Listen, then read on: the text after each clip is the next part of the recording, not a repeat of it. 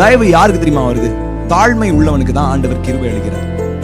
தாழ்மையா இருக்க நம்ம எல்லாருமே கத்துக்கணும். ஹம்பிள்னஸ் நமக்கு ரொம்ப வேணும். ஹம்பிள்னஸ் இல்லைன்னா நீங்க செல்ஃப் ப்ரொமோட் பண்றீங்க. ஹம்பிள்னஸ் இல்லைன்னா மற்றவங்களை நீங்க இல்ட்ரீட் பண்றீங்க. இன்னைக்கு காலையில ஹம்பிளா இருக்க கத்துக்கணும். ஹம்பிளா இருக்கிறதுனா, ஆண்டவரே எனக்கு தந்திருக்கிற இந்த வாழ்க்கைக்காக நான் நன்றி செலுத்துறேன். நான் ரொம்ப துடிக்க போறதில்லை. நான் மற்றவங்களுக்கு முன்னாடி பிரகாசிக்கணும்னு ஆசைப்பட போறதில்லை. என்ன பிரகாசிக்க பண்ணுகிறவர் நீங்க தான், என்ன உயர்த்துகிறவர் நீங்க தான், நீங்க தான் நான் ப்ரொமோட் பண்றீங்க அப்படின்னு அவருடைய கரத்துல அடங்கி இருக்கிறது தான் தாழ்மையா இருக்கிறது.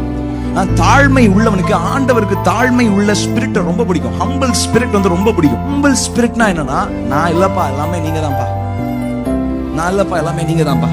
தாழ்மையா இருக்கிறதுனா அவரை சார்ந்து இருக்கிறது தான் தாழ்மையா இருக்கிறது.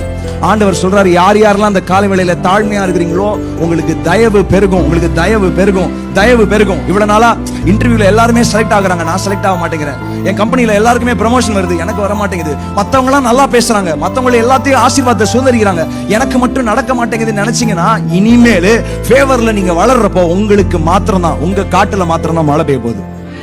எத்தனை பேர் விசுவாசிக்கிறீங்க?